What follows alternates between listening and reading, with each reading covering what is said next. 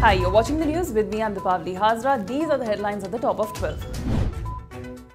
The Rajya Sabha takes up the Triple Talaq bill today. Opposition parties like the Congress and the TMC have issued whips to their members to be present today.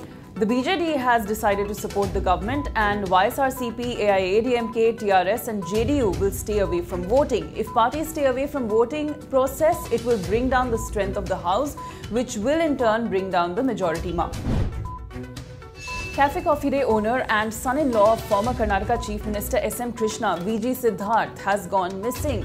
The coffee chain owner was on his way to Mangaluru when he got off his car and took a stroll near the Netravati river. Police suspect he may have committed suicide. Search operations are underway. Siddharth had left a distressing letter addressed to the board of directors and Coffee Day family before going missing. BJP's Jammu and Kashmir core group is expected to meet today with top party leaders including BJP Working President JP Nadda, Home Minister Amit Shah and even the Prime Minister. Sources say the BJP's poll preparedness for the state is likely to be discussed among other state-specific issues. The state BJP has asserted that it is ready for polls anytime and has urged the Election Commission to hold them this year. The family of the Unnao rape survivor is sitting in protest outside King George's Medical University Trauma Center, where the victim is currently being treated.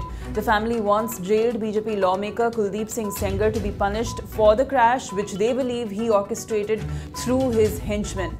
The opposition has taken up the matter in Parliament and uproar has ensued.